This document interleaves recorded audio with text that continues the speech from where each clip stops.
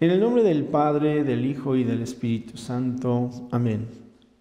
Palabra de vida del Santo Evangelio según San Marcos, capítulo 3, versículos del 22 al 30.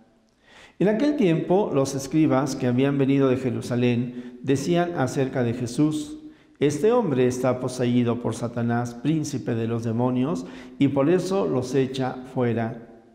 Jesús llamó entonces a los escribas y les dijo en parábolas: ¿cómo puede Satanás expulsar a Satanás? Porque si un reino está dividido en bandos opuestos, no puede subsistir. Una familia dividida tampoco puede subsistir. De la misma manera, si Satanás se rebela contra sí mismo y se divide, no podrá subsistir, pues ha llegado a su fin. Nadie puede entrar en la casa de un hombre fuerte y llevarse sus cosas si primero no los ata. Solo así podrá saquear la casa.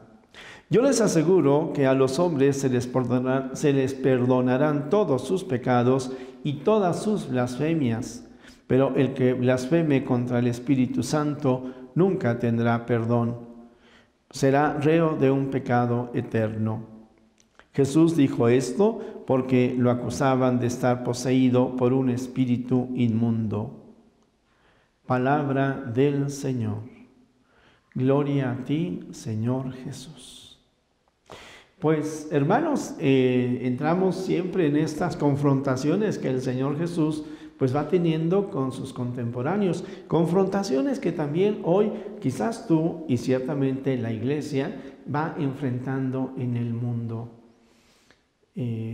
Acabamos de ver esta visita que el Papa ha realizado hacia América del Sur, en Chile, en Perú. Hemos visto cómo hay algunas manifestaciones en contra del pontificado de un hombre que lo que viene a hacer es predicar la paz, de un hombre que pues lleva el Evangelio por delante, la buena nueva, y pues vemos cómo hay actos violentos en contra de él, en contra de la Iglesia, en contra de las enseñanzas de Jesucristo. Así también, pues muchas veces en muchos lugares, por ejemplo en Venezuela, con tristeza hay que decirlo, los obispos, los sacerdotes que van predicando por la unidad, que denuncian la injusticia por estas autoridades autoritarias, que son considerados como incitadores del mal y entonces son encarcelados. Podríamos decir el mundo bizarro, el mundo vuelto de cabeza.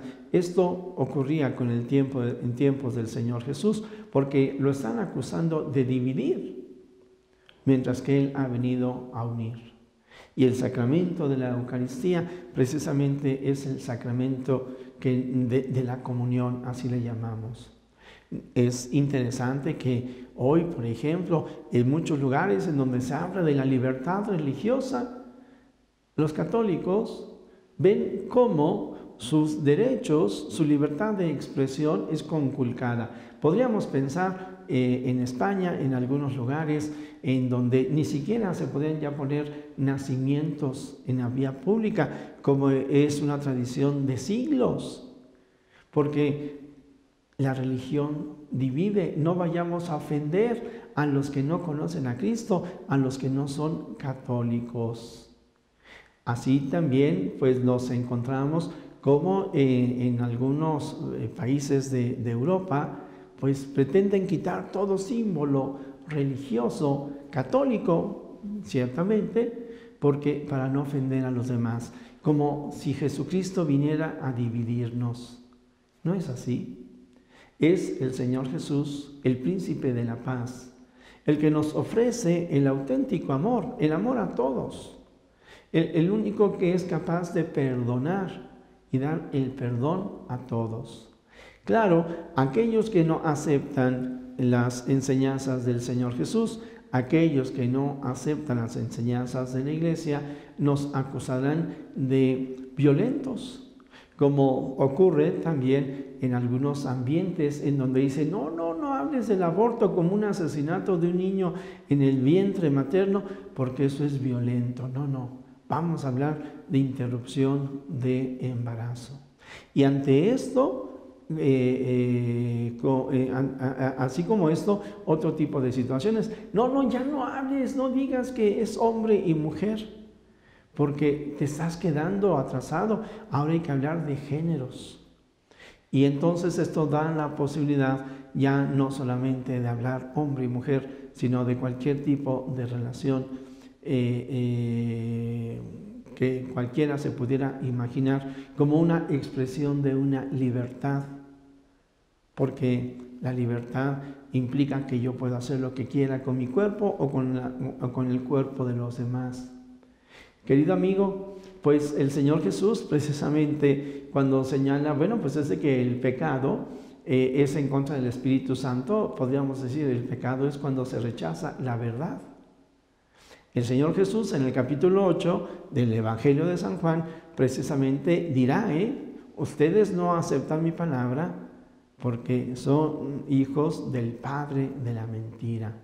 Pero hoy nos encontramos entonces al Señor Jesús en una confrontación más de las muchas que Él va teniendo a lo largo de toda su vida. Pero lo vamos encontrando también con esta enseñanza que a mí me parece fundamental, porque como ejemplo pone una casa que está dividida. Vemos el mundo dividido. Le pedimos verdaderamente al Señor que nos ayude a que el mensaje de la paz de Jesucristo pueda llegar al corazón de todos los hombres. Recordamos aquella frase extraordinaria de San Juan Pablo II cuando inicia su pontificado: abran las puertas de su corazón a Jesús. Sistemas políticos, sistemas económicos, medios de comunicación, no tengan miedo. Abran las puertas de su corazón a Jesús, príncipe de la paz. Solamente en Él podremos encontrar la unidad y la paz que el mundo desea. Sobre estas divisiones recordamos cómo el Papa Francisco señalaba, quizás hoy como nunca está más cercano una confrontación incluso de tipo bélico y atómico por la locura de dos o más hombres que están divididos entre ellos y que dividen a los demás. Pensemos en nuestro país y sobre todo pensemos en esta confrontación política que ha de llevarnos a elegir un presidente. Lo triste de los partidos es de que y de los candidatos no solamente que se ataquen uno con otro, sino que ninguno tenga verdaderamente como interés el bien común.